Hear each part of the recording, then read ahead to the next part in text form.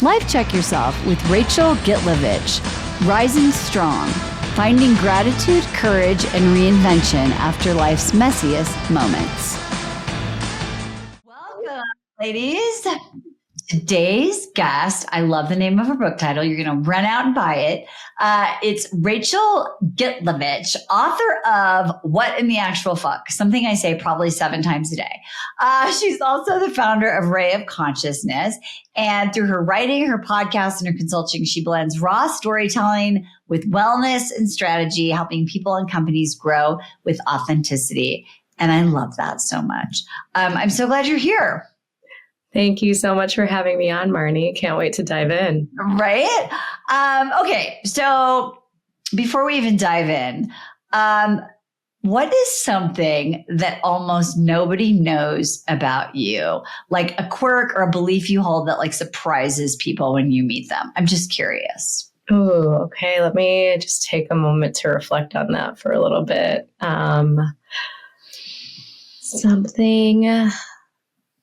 Well, I don't know. Maybe some people, this is the most random thought that popped into my mind. I love those. They recently discovered, we think about sometimes irrational fears, right? I think one of mine, and this, maybe some other people will resonate with this. I think an irrational fear of mine is that I'm going to stick my hand in like the food disposal, like while it's running. Oh my God. 100%. I'm so afraid of that machine. I love it. My house, it's very quiet. Like it's a new one. And so I'm really even more scared of it. Okay. I know you talk a lot about like a lot of very traumatic, scary, near-death experiences, a lot of things that have helped you form really like the basis of what you do, how you help people, how your life changed. Can you just sort of like walk us through a little bit of your story and how that impacted you? Absolutely. So, there's so many places that I can begin, and I just can't wait for some of your listeners to go out and read the book. But the book kind of takes place more or less over the past 6 years of my life. And, for somebody who wrote a memoir, usually you kind of start from the beginning and then go up until now. But for me, these past 6 years were like some of the most pivotal. And starting with my first cancer diagnosis in 2019, I was diagnosed with melanoma, which they removed. It was a mole that they found on my back, and then removed that, was considered cured. It was stage 1, nothing further required. Lo and behold, 2021 rolls around and I noticed a lump in my neck, and it is found to be melanoma that moved into a lymph node. So at this point, they're like, we must now do something. We need to put you through immunotherapy. You'll go through these infusions once a month for the duration of a year. So firstly, I had the surgery to get the lymph node removed, then was on for immunotherapy. I was in a really, I would say, spiritual awakening-ish time during this phase. And I was truly a believer that I could probably sit in meditation and meditate this cancer away. So, how old were you at this time? I'm dying to know. I was, at this point, I was in my later 20s. I think the first diagnosis was 25, 26. And then I was like, when I wanted to sing Kumbaya was probably like 29, 30. Yeah, I love that. And so when you were saying like, oh, I thought I was going to meditate, where did that come from? Was it like a fear of like being part of this? Was it a medical system thing? Was it I'm young, I don't want to have like incisions in my body? Like where was the seed planted? All of the above. Yes. Okay. Like it was that I didn't want to be some lab rat medical experiment and being poked and prodded. I was very much like into my like yoga and healing. And again, I'm still a yogi and I'm still a Pilates girly, and I love meditating and all of those things. But I was trying to pretend like this was mutually exclusive rather than inclusive. And rather, you need all of it, throw everything into the fire. That's kind of where, 2023 rolled around. And, I was like, at this point, I can kind of go back a little bit. So at this point of like probably about halfway through my immunotherapy treatments, I was like asking for a sign from God, universe, like, again, somebody told me that I didn't want to do this anymore. I was getting all these side effects and rashes from the treatment. I was tired. I hated it. And, I had to take medicine to then like counteract the treatment effects. And so I was asking for a sign, and the sign came in the form of a baby. And so I found myself in 2022. Again, I don't know when this will air, but this so happened, this recording date today is my son's 3rd birthday. Oh my gosh. And so Congratulations. Thank you. He was the greatest blessing sent from the universe. Very unexpected. Was told to, I'm sorry, this might be TMI for your listeners, but no, we love TMI and Life Check Yourself. Go for it. Was told to be using like 2 different forms of contraception. I'm like, it's fine. I've made it this long. I've made it 30 years of my life, and voila, this, happened. So you were on the therapy. You were told that because you were on this therapy and on these medications that your fertility would be higher? I don't know. Or was it just that they were like, you don't want to get pregnant while you have all this stuff in your body, so be very, very careful. Got you. Okay.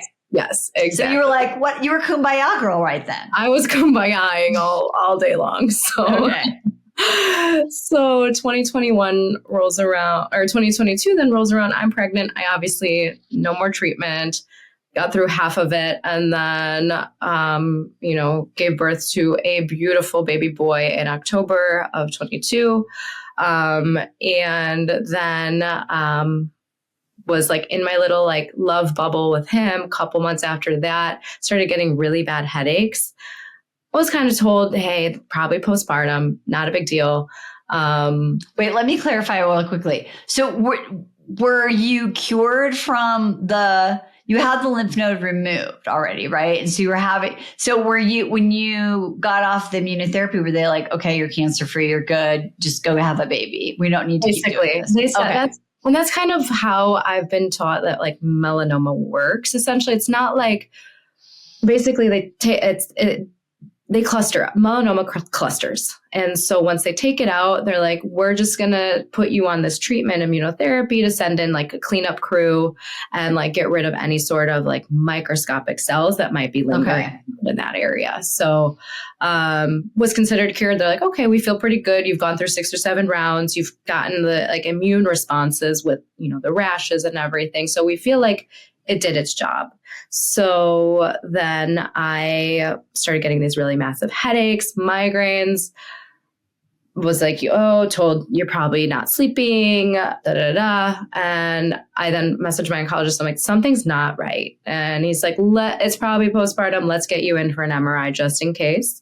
Lo and behold, there is a 4-centimeter large tumor in my brain pressing up in my skull. So with like a couple other little lesions throughout. So I have now a 4-month-old baby that I am like, just so like, that's what I thought this year was going to look like. I thought I was just going to be a single mom, navigate new motherhood and do the thing. And now I'm being rushed off into brain surgery, and like, that's just not how it was supposed to look. I'm literally sitting, what in the actual fuck? Right? Yeah, literally, I'm with you. Now I understand. And so I have the brain surgery, I recover, and then signed up for like radiation to some of the other areas of the brain. And then I have to restart immunotherapy. This goes on beginning of 2022. And so after, and we were supposed to go to Mexico. Tulum is my home away from home. I go there every year. And that was supposed to be like, the trip we were supposed to take. So then we decide April, after like the brain surgery, radiation, after a round of immunotherapy, let's take the trip. Let's go to Mexico. So we go to this little town called Sayulita, right outside of Puerto Vallarta. Yeah. And I mean, even prior to the trip, I had called my doctors. I'm like, hey, I feel like sick. I have a cough. They're like, don't worry about it. Your body's responding to the treatment. Celebrate your body. You're safe to go on this trip. No problem. We got to Sayulita a couple days in. All of a sudden, like, I was still feeling a little off, but 2 days into our Sayulita trip, I have a near-death seizure out of nowhere, out of the blue. In the middle of Mexico, I flop down face first into the pool. I start convulsing. I was pushing my toddler back and forth across the pool, and like I was with my mom, thankfully. We pushed him aside. He's in his little floaty. My mom basically yanks me up by my ponytail, starts screaming for help. And basically I get rushed off into an ambulance. I convulse. I am then intubated and put into a coma and on ventilators. So then I was on ventilators 3 days in Mexico. In Mexico. Oh my gosh. Meanwhile, I had like aspirated on my lunch, on my burrito. So they have to call a pulmonologist to fish out this food. This pulmonologist ends up puncturing my lung, so my left lung collapses. Rachel, what the actual fuck? Literally. I love that you're smiling and laughing telling the story, because I know, because I don't know. This book is literally like takes you through the full spectrum of emotions. Like, you're not just you have a box of tissues nearby, but you will be laughing, because somehow, somewhere along the way, I have been able to just like laugh at it, because it's just truly like ridiculous. How did I think so many of us can become a victim to our lives. And I just look at it and say, like, yes, there are so many situations that have been horrible and horrifying and scary. And I'm here. I'm still here. And I'm clearly meant to be here. Yeah. So that's where I look at it. Like, the subtitle of the book is Life's a Hot Mess, How to Find Gratitude Anyways. And it's not about finding gratitude for every little thing, right? Some things are really hard and really intense, but how can we find gratitude for those small little glimmers, right? Mm-hmm. So when I was in that hospital in Mexico, I came out of the coma. I couldn't feel anything from the neck down. And that was one moment where I just like look at my mom and I start panicking. Like, am I paralyzed? Like, and I just like, finally the doctor comes in, is like looking at me, and he says to me, oh, good, you're up. And first things out of my mouth, I'm like, am I going to be able to walk again? And he's like, yeah, hopefully. Okay. Not the answer I was looking for, but I'll hopefully. Take the hope. I will take that hope. Exactly. So then I spent about a week in the hospital in Mexico before I was airlifted over to the States.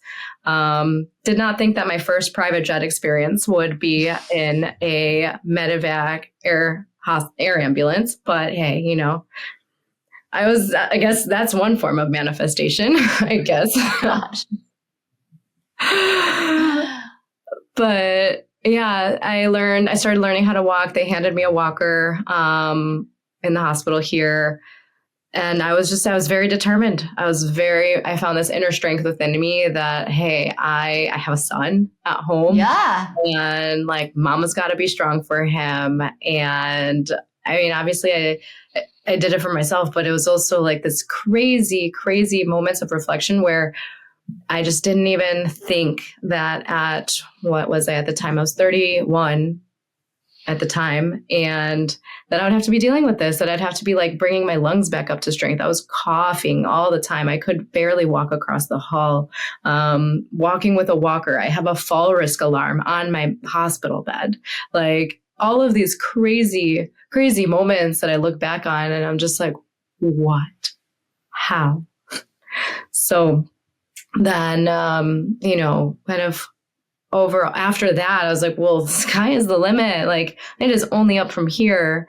And I basically from there, I started, after I finished my PT, I saw this ad online or through Instagram for like ballroom dancing. So I decided to pick up ballroom dancing. Oh my gosh. That really helped me for my mental health, for my physical health. I mean, I could barely stand on two legs. My dance instructor called me Bambi on ice. Like, oh my gosh. That's incredible. How long was that time when you were actually taking the dance classes after the seizure in Sayulita? I started dancing. It was probably about 3-4 months before I started dancing.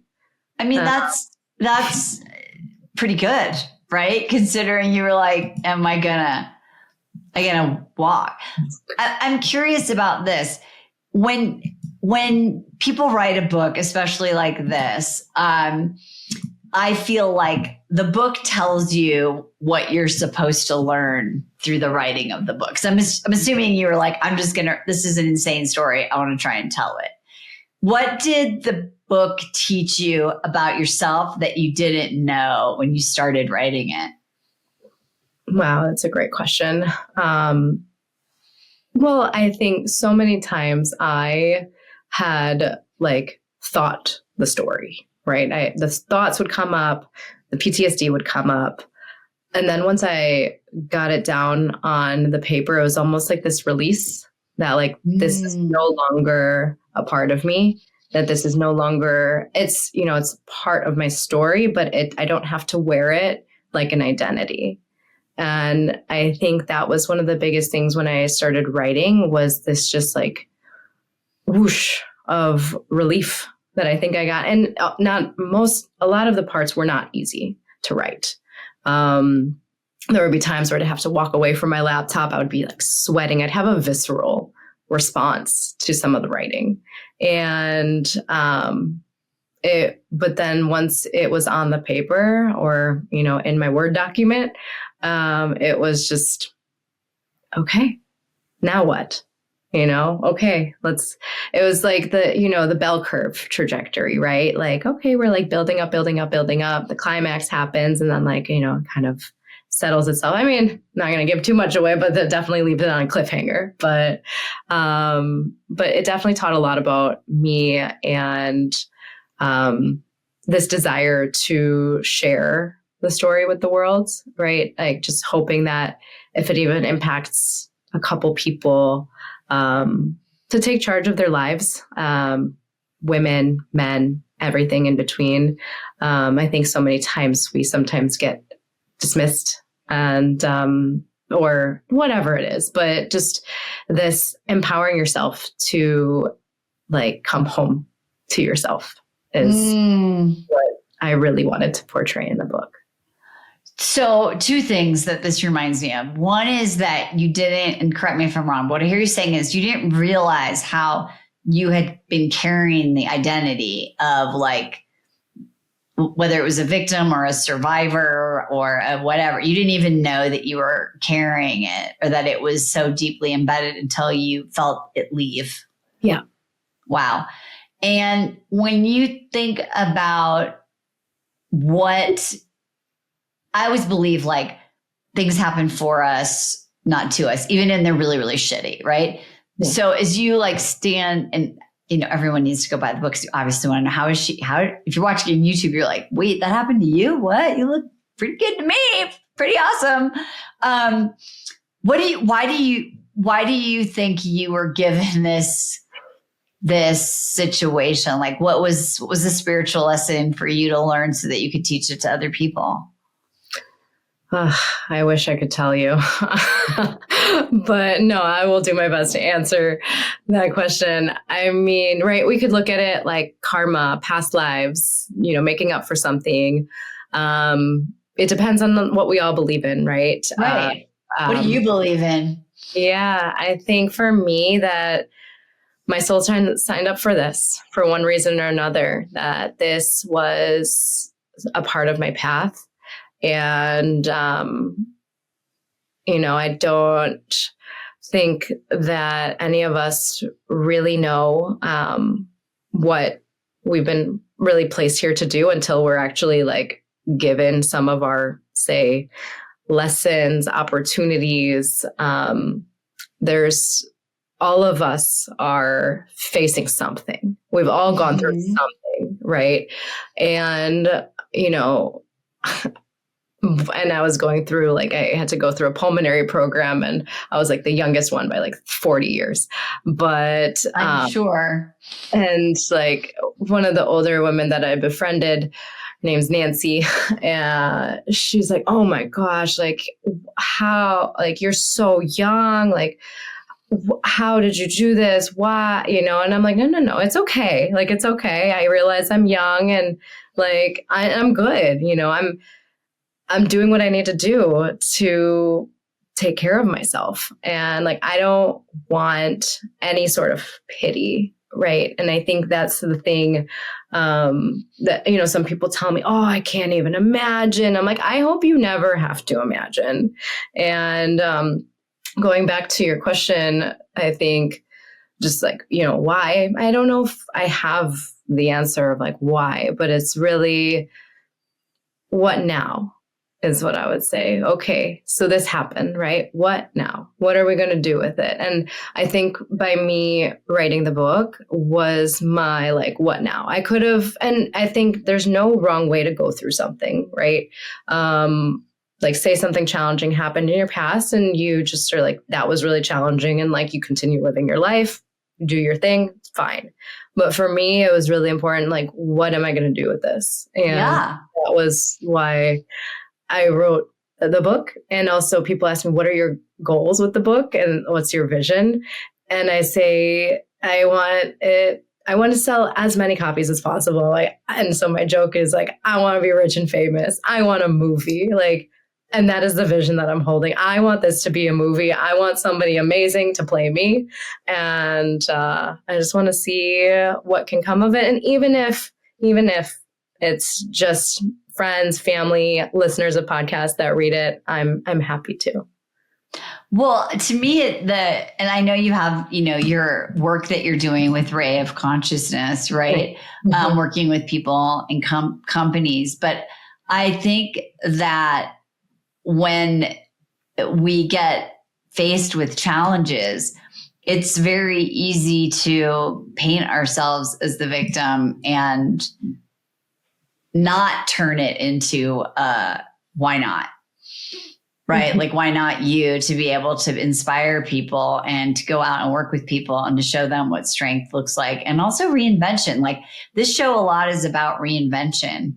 And you had like so many identities, just like you powered, you sped through them. You were like, I'm going to be the yogi meditator, that's going to be my thing. You're like, no, I'm going to be like the young mom, and that's going to be my thing. And it's just like, so now you're more than just a survivor. You're an author, but you're also an inspirational leader. I mean, without this happening to you, there's that Luke Combs, song where they say, what would you be doing if you weren't doing this? What would that be? Like, what did you think your life was supposed to be? I mean, I write about this, and like, so many times people get something happens, they have a pivotal moment in their life, and they're like, oh my gosh, I was not living my best life, but now I'm going to start, right? Before all of this happened, I already felt like I was doing all of those things. I felt like, oh no, Rachel, she's out there gallivanting in Mexico. She's living her best life. Like, I'm like, I don't understand. What am I supposed to figure out here? And so going back, you ask your question one more time. I'm like, I had something, but it's just mom brain. Oh, I was just wondering about, what would you be doing? Like, what would I be doing? What did you think? Because my dad wrote this blog a million years ago, and he said every 5 years your life changes and you can never imagine it. Like you literally can't imagine it. Like life happens and it lifes you. So I'm just curious. So in 2019, you were like in your 20s. What was Rachel Gitlevich going to be when she grew up? Like, what was your life plan? Well, so going, thank you for rephrasing that and mentioning that, because in 2019, 1 month before I found out about the melanoma, I was in Bali. Like I was on a yoga retreat. It was a women's goddess yoga retreat where we just had our own little property where we could gallivant naked. And it was so magical. Right. And it was so fun. I'm like, I am so free and I'm like so in my own. And then 1 month later, this is what happened. So, and I had just started my business that year or earlier, or maybe the year prior. So I was like, I mean, yes, I was figuring out what I wanted to be with when I grew up, but I was already like on this path, right? But I think it really ignited it. It kickstarted it. And I think with all of this being said, it made me realize, I mean, life is just not guaranteed.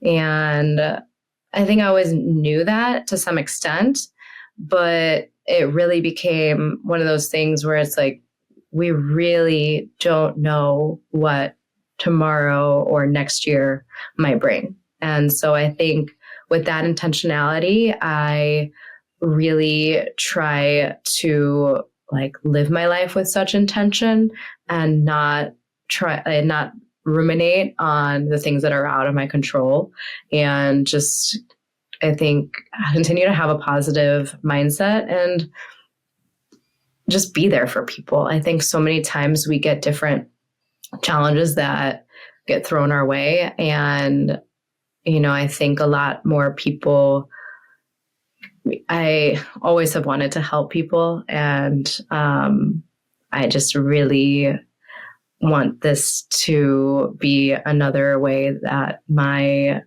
journey, my existence is that ripple effect. And so, with the book, I throw little tidbits of like intuition and how to trust your intuition. And, I think this isn't just, I wrote a book and I'm done. It's like, okay, what's next, right? Is there book number 2? Hopefully. And so we'll see what that creates as well. But yeah, so I mean, I have my book baby that's out there that's growing. And then I have like, my business baby that I help health and wellness tech companies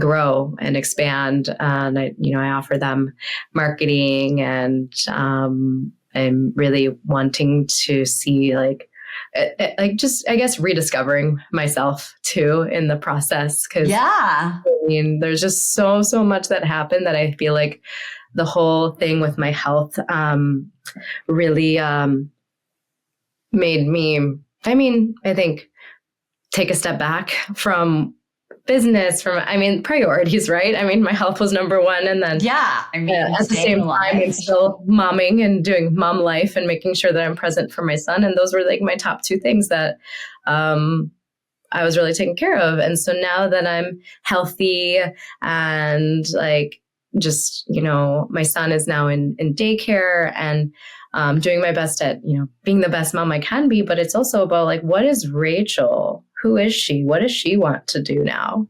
How is she rediscovering herself? And how is she stimulating her brain and her mind? And so it's just been fun. And also like asking myself continuously, am I having fun?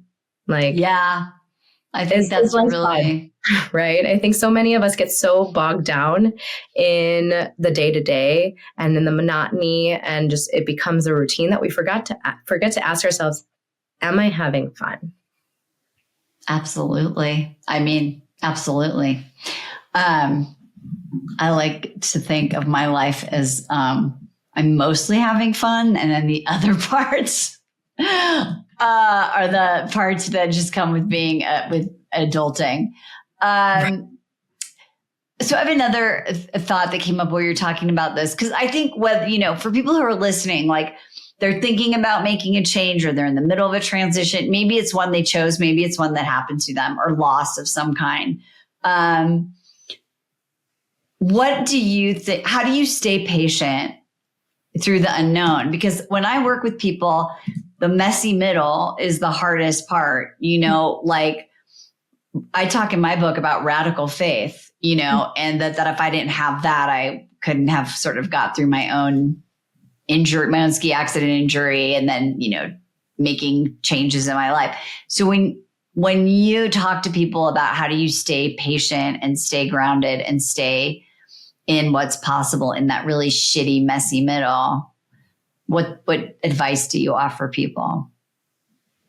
Oh my gosh, what a beautiful question. And the things that I think about what keeps me going when that happens is that, okay, yeah, we're in the middle of a storm, right? And like, if we even just think about Mother Nature and the way that it works, right? Storms always pass. And it might suck. And maybe you want the sunshine, and maybe you had different plans for the day. You wanted to go to the beach with your kids or whatever. Mother Nature was like, nah, not today. Like there's a storm. You gotta sit where you are. And I think that's it too, is like, sometimes you just gotta stay put and sit where you are. And you kind of talked about how do you help people be patient, right? And it just really comes down to that knowing that the sun will shine again, and the light, amen. Right? The light, like there's always that light at the end of the tunnel. And, we just have to continuously return to that light over and over, return to that knowing that the sun will indeed come out. I was, this past weekend, I was at it was supposed to be a Sky Lantern Festival in the Mojave Desert. And the night that I was there, we had a terrible winds, huge dust storm. So no sky lanterns. And, a lot of people took that as the opportunity. They were super bummed about it. They came for the sky lanterns. The music was amazing too. And I came for both the music, the lanterns, all of that. And so I think, some people can sit and be like really bummed that things did not go their way, but yet it's not like we can tell Mother Nature to not, right? We can't tell the waves in the ocean, just like calm down, right? Yeah. Don't stop waving today. Don't do that, right? We just have to understand that, like, yeah, maybe some days will be extra wavy and we can just watch it and observe it. Versus like, and, go with the flow, go with the current, and just know that those waves will settle out again. And again, it's like what I like to talk about whenever it comes to meditation is that, like, our thoughts, right? We are not our thoughts. We are the observer of our thoughts. So how can we take a more observatory lens to our lives? How can we actually reflect and take a moment to just like take ourselves out of the storm and just look at it and say, okay, I realize that I'm in this crazy hot mess of a transition, and allow yourself to grieve whatever it is, and allow yourself to be with whatever is here. Because that's what it is. It's a lot of times these situations are requiring our attention to just be here. Don't try to run. Right. Don't try to outrun it. And just being here is enough. Right. Yeah. Being with it, just being in it and being with it. That's so beautiful. Last question for you. If you were to send a message to yourself 10 years ago, what would it be? I have two ways. I could go really deep with it. Go deep. I can go deep, or I could just be like, I could tell really quick. So 10 years ago, I did go see a dermatologist and I did go check this mole out. And she told me like, hey, everything's fine. Don't worry about it. We'll check back later. To me, 10 years ago, that self was like, she's telling me not to worry about it. Don't worry about it. I would tell that dermatologist, go fuck herself. Yeah, exactly. Like, take this shit off. I'd be like, no, take this shit off. Like, I'm not leaving this office until you do, right? I'd be like, no, fuck you. That was what I would, I'm like, that was. Hey, and that's a great message too, right? Of like advocating for yourself. Advocating for yourself. Yeah. And not putting shit off and taking care of it. Absolutely. So that's one thing I would do. Another thing is just like, I think we could always use a little bit of that encouragement that like, everything's going to be okay. Yeah. Right. Like we could always tell that like younger self, however old that younger self is, whether it's me from 10 years ago, that 20 years ago, when like, Rachel was 30. I don't even know. I'm like, what's time? But like, yeah, like 5-year-old Rachel self going through like her parents' divorce, right? It's like, it's all going to be okay. Like even after that and whatever else happened beyond that, it's just like, it's all going to be okay. And even when it's not, it still will be. And that's so beautiful. I love this. It's amazing. Well, we are going to put a link to the book in the show notes, and you are 100% want to get it. It's on Amazon. It's called What in the Actual Fuck, but they put a little cat. What animal is that? Monkey? It's a meerkat. It's a meerkat is the U.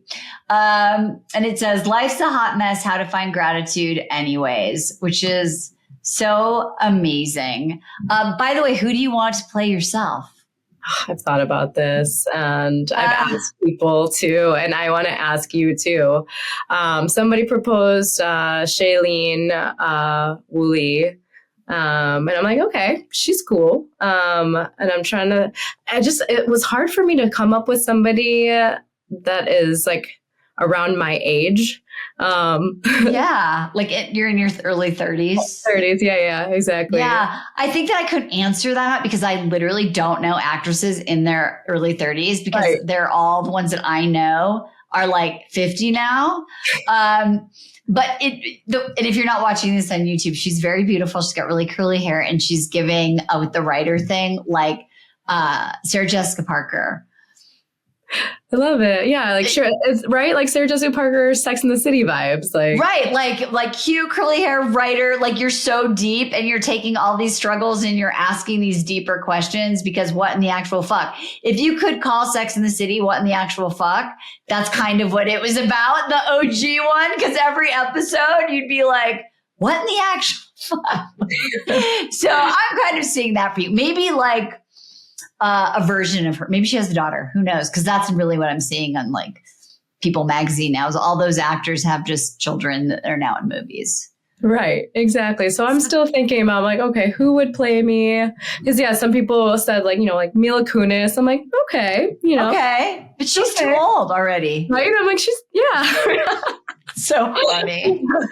It's I don't know. I have to ask my kids. I'm the person that watched the Grammys and called my kids, Rachel, and I was like, is that girl in the clown thing? Is that like always? Is she always a clown, or is she like the new Lady Gaga? It was what's her name?